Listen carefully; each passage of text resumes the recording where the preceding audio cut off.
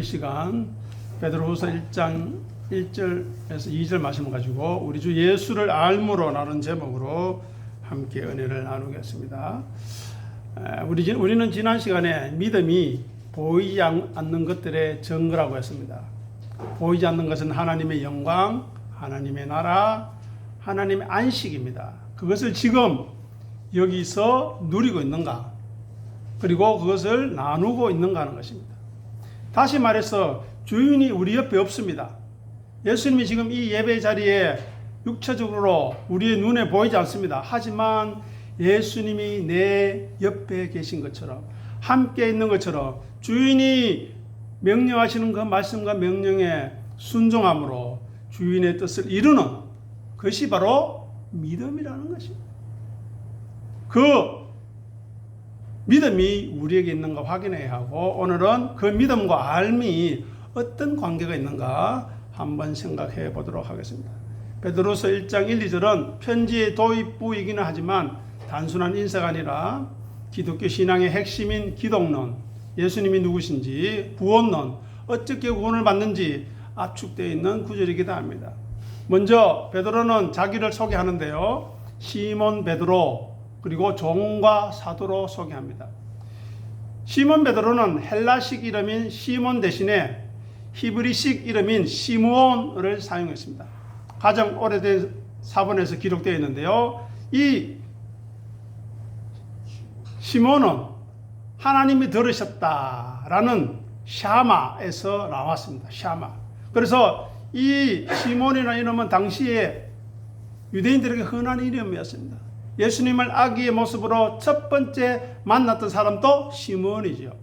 그렇게 흔한 이름이었는데 베드로는 자기가 유대적 뿌리와 사도적 근위가 동시에 있음을 강조하고 있습니다. 그래서 종과 사도라는 말은, 종은 그리스도에 대한 절대적인 복종을 의미합니다. 자기에게 주인이 있다는 겁니다. 우리의 주님이 되시는 예수가 있다는 겁니다. 그래서 소유권을 주님께로 이전하는 것, 내 삶의 주도권을 이양하는 것을 말하고, 사도는 보내심을 받은 권위를 뜻합니다.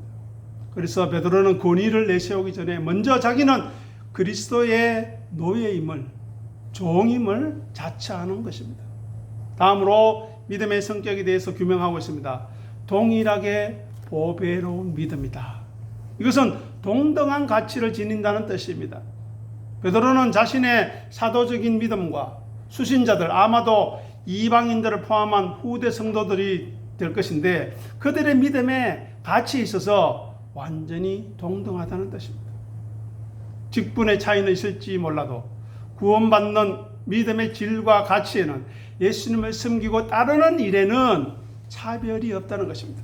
이것은 당시 영지주의적인 영적 엘리트를 배격합니다.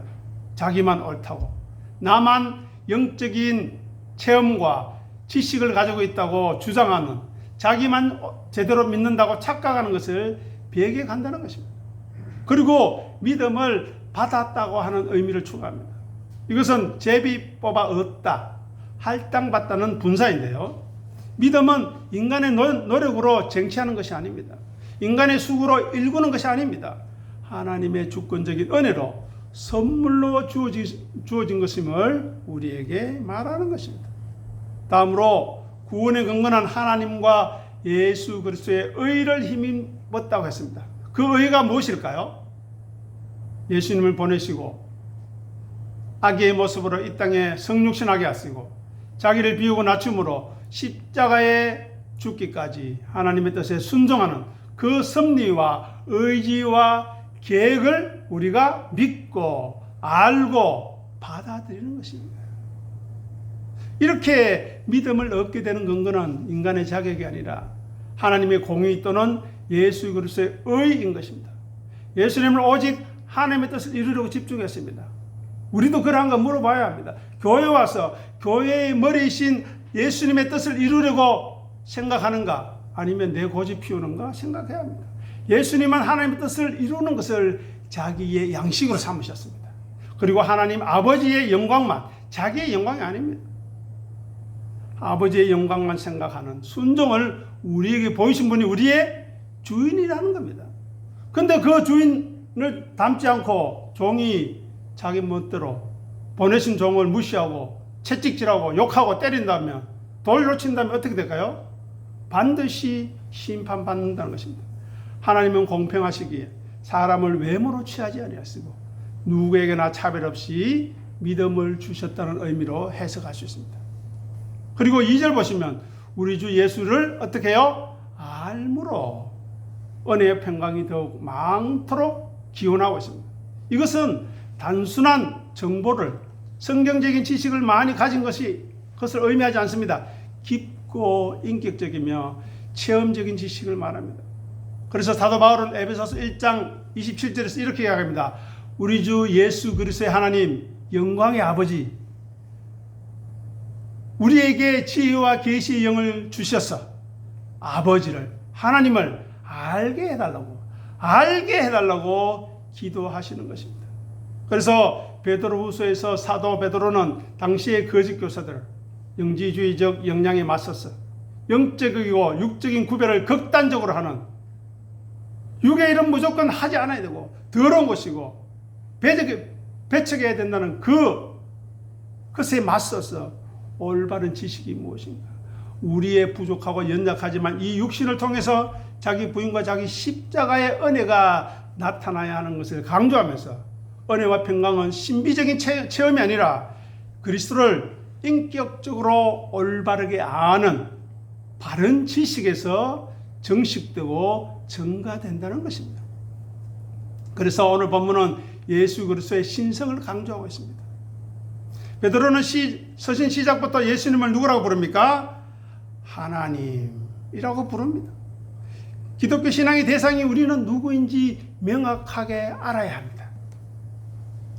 이것은 예수 그리스도가 구약의 야훼 하나님과 본질적으로 동등하심을 고백하는 초대교회의 신앙을 반영합니다.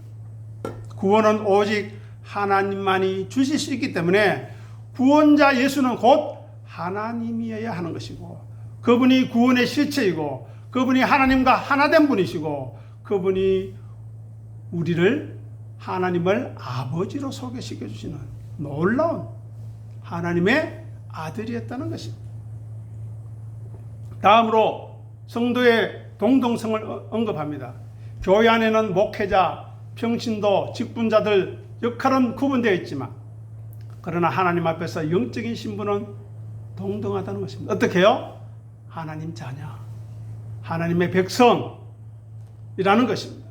그래서 사도 베드로가 가진 믿음이나 오늘날 교회에 처음 와서 가진 사람의 믿음이나 그 구원하는 능력과 가치는 동일하다는 것입니다. 그래서 이것은 예전에 성직자 계급주의,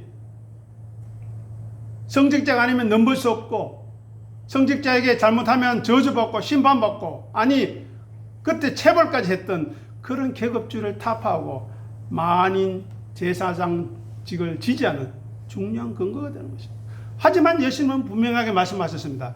너희 중에 섬기는 자가 큰 자가 되고 너희 중에 낮아지는 자가 큰 자가 되리라고 주님께서 분명하게 말씀하셨습니다. 그러니 우리는 낮아지고 비워지고 있는가? 아니면 남들 위에 서서 고개를 들고 군림하려고 하는가 생각해야 합니다. 그러니 믿음은 내가 결심해서 가진 것이 아니지 않습니까? 하나님께로부터 은혜로 거저 받은 것인데 왜 자기의 것이냐 오만하게 설치고 있습니까? 교만하게 그렇게 살아가고 있는가 하는 것입니다.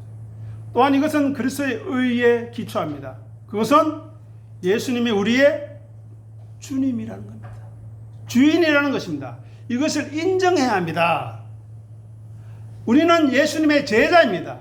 스승이 시키는 대로 해야 하고 우리는 예수님의 양입니다. 그분이 가는 길을 따라가야 합니다. 우리는 스승보다 크지 않습니다. 우리는 목자 없이 생존이 불가합니다. 그러니 주님만 바라고 따라가야 하는 것입니다. 그래서 나의 의가 아닌 그리스도의 의로 구원받는다는 것은 이신칭의의 교리가 그곳에 내포되어 있는 것입니다. 이렇게 성도의 삶에, 거룩의 삶에 필요한 은혜와 평강은 막연한 기복신앙이 아닙니다. 잘되게 해주세요. 내 아들, 내 딸, 내 건강, 내 사업 잘되게 해달라고 새벽에 일어나서 정한수 떠놓고 손 비비는 사람하고 같아서는 안 된다는 것입니다. 하나님과 하나님이 누구신지, 예수님이 누구이신지 정확하고 올바르게 아는 지식이 자라감에 따라서 믿음의 분량이 풍성해지고 비례해진다는 것입니다. 그러니 우리는 성경을 가까이 하고 성경을 묵상하고 상고해야 하는 것입니다. 하나님의 역사가 어떻게 펼쳐지고 있는지, 하나님이 누구신지, 하나님의 섭리가 무엇인지, 하나님의 심판과 구원과 어떤 때에 어떻게 구체적으로 나타나고 있는지 우리는 알고 그분을 두려워할 줄 알아야 됩니다. 지금 포스트 모든 시대에 모두가 자기 주인입니다. 자기 감정이 최고입니다. 그래서 질서가 사라졌습니다. 나라의 질서도, 가정의 질서도, 교회의 질서도 사라졌습니다. 네가 뭔데? 이렇게 나옵니다. 그것은 스스로가 얼마나 하나님을 모르는, 진리를 모르는 사람인가를 드러내는 것입니다. 이렇듯이 하나님에 대한 올바른 신앙 없는 사람, 알미 없는 그 열심은 위험하고 참된 평강을 얻을 수 없을 뿐만 아니라 스스로를 나락으로 떨어뜨릴 수 있다는 것입니다. 그 내용을 구체화하기 위해서 요한복음 17장 3절 같이 읽어보겠습니다. 순서지 밑에 있습니다. 영생은 곧 유일하신 참 하나님과 그가 보내신 자 예수 그리스도를 아는 것이니다. 아멘. 아는 것이니다에 표시를 해놓으시기 바랍니다. 여기서 영생은 단순히 시간의 연장이 아닙니다. 옛자가 해체되어지는 자리, 사라지는 자리에 찾아오시는 하나님과의 하나됨, 연합을 말합니다. 신앙은 옛자의 죽음을 통해서 참된 알을 획득하게 되는 것을 말합니다. 안다는 것은 단순히 지적인 정보를 많이 습득하는 것이 아니라고 말씀드렸습니다. 믿음의 대상인과의 완전한 연합과 순복, 순종을 의미합니다. 그러니 내가 죽지 않고는 하나님과 완전히 연합할 수 없습니다. 왜냐? 하나님은 거룩하신 분인데 순종하지 않는 사람, 자기 멋대로서 하는 그 죄의 덩어리와 어떻게 함께 할 수 있겠습니까? 절대 할 수 없고 스스로 떨어져 나갈 것입니다. 계시록에서 나오듯이 하나님의 영광이 나타날 때에 아멘 주 예수여 어서 오시옵소가 아니라 산이여 바위여 나에게 떨어져서 나를 덮어서 그 영광을 가리게 해달라는 그런 심판의 자리에 떨어뜨리게 됩니다. 그래서 오늘 이 본문은 철저한 자기 부인을 요구하고 있습니다. 다음으로 영생은 자기 생명을 포기하는 것이 전제되어야 합니다.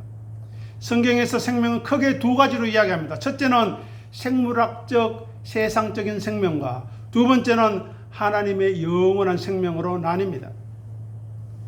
방금 읽었던 요한복음이 말하는 영생을 얻기 위해서는 내 옛자의 본능으로 살아가는 나의 생명, 그것을 미워하고 포기해야 합니다.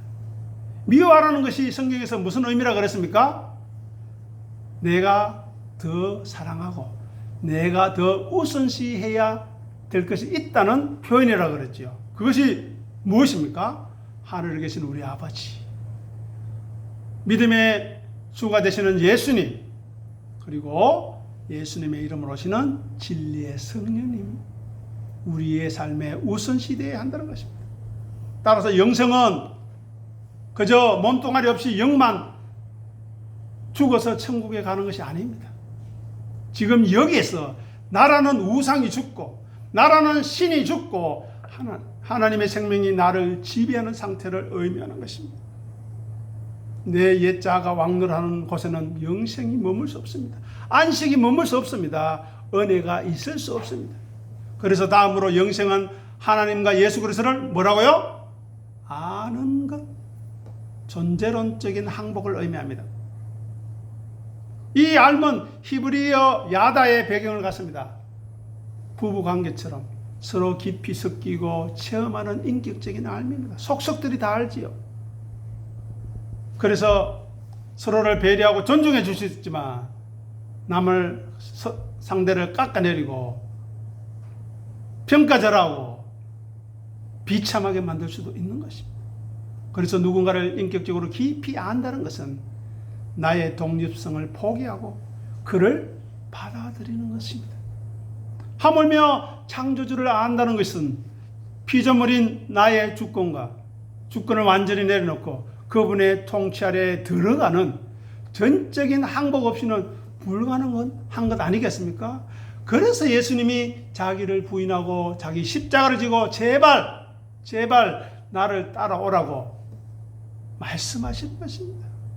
즉 내가 죽는 만큼만 하나님을 알 수 있는 것입니다.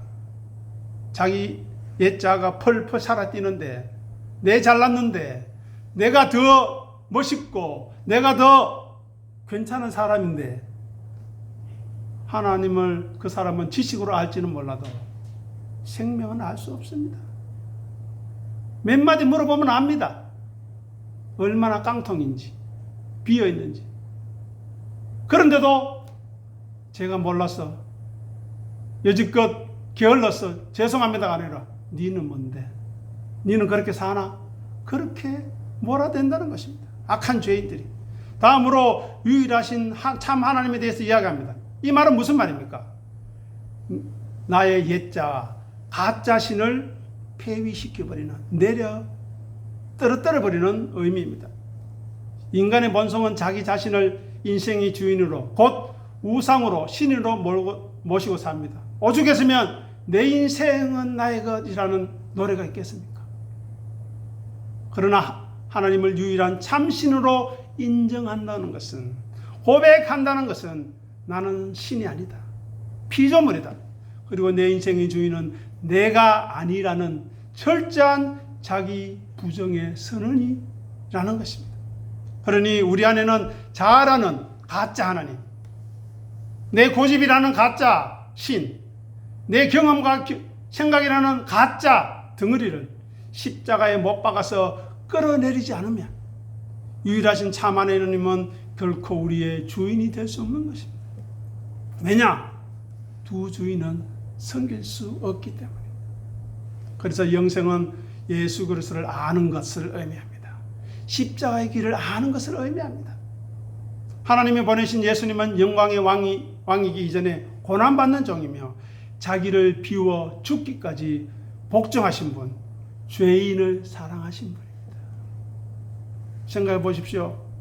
우리가 미워하고 싫어하고 가까이 있기를 꺼리는 사람 위해서 죽을 수 있습니까?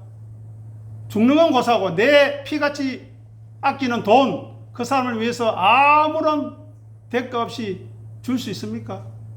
우리는 그런 사람이 아닙니다.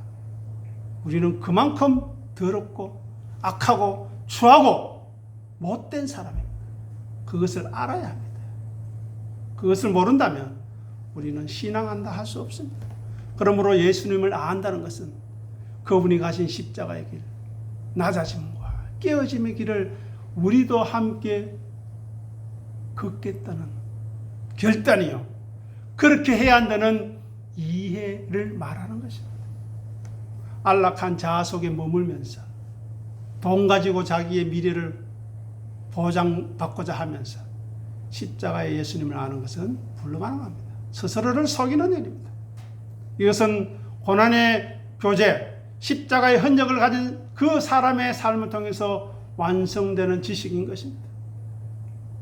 다음으로 십자가 없는 믿음, 알면 헛되다는 것을 드러냅니다.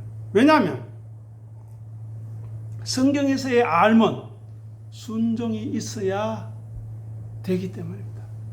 하나님을 아는 지식은 그저 예배에 참석해서 돌아간다고, 또 집에서 돌아가서 열심히 성경 공부한다고 해서 완성되는 것이 아닙니다. 시작입니다.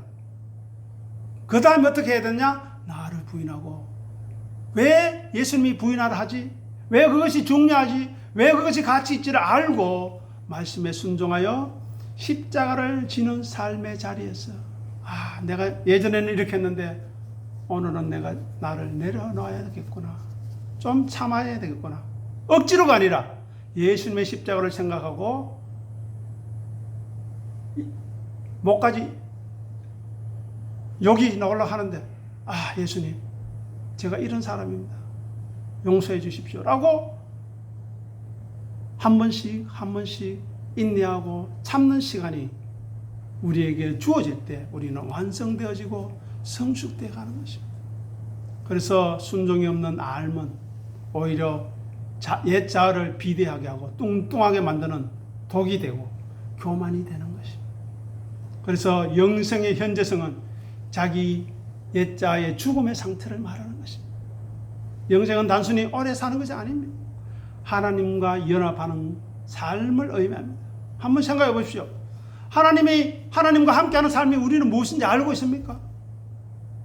모르지 않습니까? 부부와 함께 살면서도 그 의미를 제대로 모르고, 성도와 함께 이렇게 예배드리면서도 함께한다는 의미를 모르는데 어떻게 하늘에 계신 하나님과 함께하는 그 삶의 의미를 우리가 제대로 안다고 할 수 있겠습니까? 그러니 내 고집, 내 욕망, 내 잘남, 내 뜻이 십자가에서 못 박아질 때, 십자가에서 비워질 때, 그 비워진 공간에 하나님의 뜻과 생명과, 오늘 본문에서는 뭐가요? 은혜와 평강이 흘러들어오는 것입니다. 이것이 우리가 누리는 영생이요 안식인 것입니다.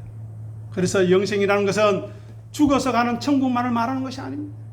영생은 내 안에 주인 노릇을 하던 거짓 신, 곧 옛자아를 십자가에 못 박고 오직 유일하신 참 하나님을 내 존재의 왕으로 모셔드리는, 주인으로 맞아들이는 혁명적인 사건입니다. 이 사건이 우리에게 있어야 하는 것입니다. 내가 나의 주인이 되는 것을 포기할 때, 자기를 부인할 때, 비로소 하나님과의 참된 사귐, 알미 시작되는 것입니다. 우리의 뜻이 꺾이고 예수님이 가신 그 십자가의 길을 겸손히 온유함으로 걸어갈 때, 그 길을 따를 때 우리는 머리가 아니라 가슴과 삶으로 그분을 깊이 알게 되는 것입니다. 이것이 진짜 영생이고, 내가 죽고 예수님이 사는 것, 그래서 하나님과 하나 되는 것, 이것이 영생의 본질이라는 것을 깊이 생각할 수 있기를 바랍니다. 다시 본문으로 돌아오겠습니다. 오늘 본문을 단순히 서신의 인사말이 아니라 자기 부인과 자기 십자가라는 그 측면에서 한번 살펴보겠습니다. 그러면 나는 죽고 그리스도만 주인이 되는 사람, 노예의 신앙 고백을 들을 수 있습니다. 베드로는 화려한 직분 이전에 노예의 종됨을 먼저 선포하지 않습니까? 믿음조차 자기의 노력의 산물이 아님을 고백합니다. 자, 보십시오. 노예된 옛자와 내가 죽은 믿음을 대조하고 있습니다. 예수 그리스도의 종이라는 것은 내 소유권과 내 권리를 나는 포기했다는 것입니다. 여기서 둘로서는 고용된 일꾼이 아니라 주인의 소유가 된 노예를 말합니다. 그런 노예에게는 자기의 뜻과 계획과 권리가 있을 수 없습니다. 아, 이거 해주세요, 저거 해주세요 라고 했다가는 회초리만 날아오는 것입니다. 오직 주인의 뜻만 존재하는 것입니다. 그래서 베드로가 편지의 첫머리에 사도의 권위보다 종의 신분을 먼저 서는 것입니다. 이것은 철저한 자기 부인의 선언이라고 할 수 있습니다. 나는 내 마음대로 살 수 있는 권리를 십자가에 못 박았다. 나의 생살 여탈권은 예수님께 있다는 고백을 하는 것입니다. 내 옛자가 주인이 된 사람은 결코 그리스도의 진정한 종이 될 수 없지 않겠습니까? 다음으로 동일하게 보배로운 믿음을 받은 자들에 대해서 이야기하는데, 이것은 영적 교만의 죽음을 말합니다. 남보다 내가 낫다는 오만을 내려놓는 것입니다. 베드로를 생각해 보십시오. 베드로는 예수님의 수제자였습니다. 그리고 초대교회의 기둥이었습니다. 또 베드로를 통해서 얼마나 많은 기적들이 일어났습니까? 그는 예수님을 친히 보고 만지고 그 음성을 듣고 함께 음식을 먹고 함께 자고 생사고락을 함께한 누구보다도 예수님과 친근감을 가진 사람으로 자랑할 수 있었을 것입니다. 그런데 그는 그것을 내려놓고 인간적인 자아로는 얼마든지 나는 너희들과 차원이 달라. 나는 예수님이 가장 나를 사랑한 사람이야 라고 하는 특권의식을 가질 수 있었지만 베드로는 선두들의 믿음을 동일하게 보배롭다고 선언하는 것은 영적인 우월, 계급의식이나 내가 남보다 낫다는 그 자존감이라는 자아를 십자가에서 이미 처리했다는 것입니다. 그래서 믿음을 받았다고 표현합니다. 내가 믿는다 라고 하지 않습니다.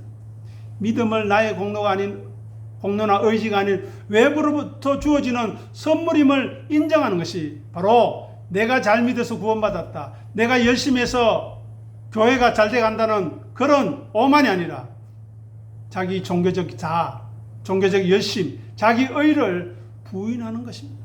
바리새인이나 서기관이나 율법학자들처럼 나는 저 세리와 창기와 죄인들과 다릅니다. 나는 교만의 자리가 아니라는 것입니다. 그리고 또 예수 그리스도의 의를 어떻게 했습니까? 오늘 본문 보십시오. 힘입어 덧입었다고 고백하지 않습니까? 자기 의를 배설물로 여긴다는 것과 같은 말입니다. 인간은 본능적으로 자기의 노력과 자기가 이제까지 수고해서 지켜왔던 도덕과 자기가 땀과 열심과 재물을 아끼지 않고 헌신했던 종교적 열심으로 하나님께로 나아가려고 합니다. 그래서 타 종교에서는 자력 구원을 추구합니다. 이슬람교나 불교나 다른 거 보십시오. 수련하고 도 닦고 열심히 구제해서 아니면 자살 폭탄이라도 해서 천국에 가서 9명 되는 미녀 옆에서 살려고 거짓거리를 한다는 것입니다. 그만큼 변질되어 있는 것이 세상 종교입니다. 그러나 베드로는 철저히 자기의 의를 부인합니다. 나에게는 내세울 것이 전혀 없습니다. 오직 그리스도의 의만이 나를 살립니다라는 고백을 하고 있습니다. 십자가를 진다는 것은 나는 틀렸고 하나님만이 옳으십니다 라는 고백과 시인이 바로 우리의 옳음을 폐기하는 것입니다. 다음으로 하나님과 예수를 안다는 것은 인격적인 복종으로서의 지식입니다. 앞에서도 살펴본 바와 같이 알면 그저 지식으로 삼는 것이 아닙니다. 경험으로 삼는 것이 아닙니다. 관계 안에서 깊은 체험을 말하는 것입니다. 누군가를 깊이 안다는 것은 나의 경계를 허물고 그를 받아들이는 것 아니겠습니까?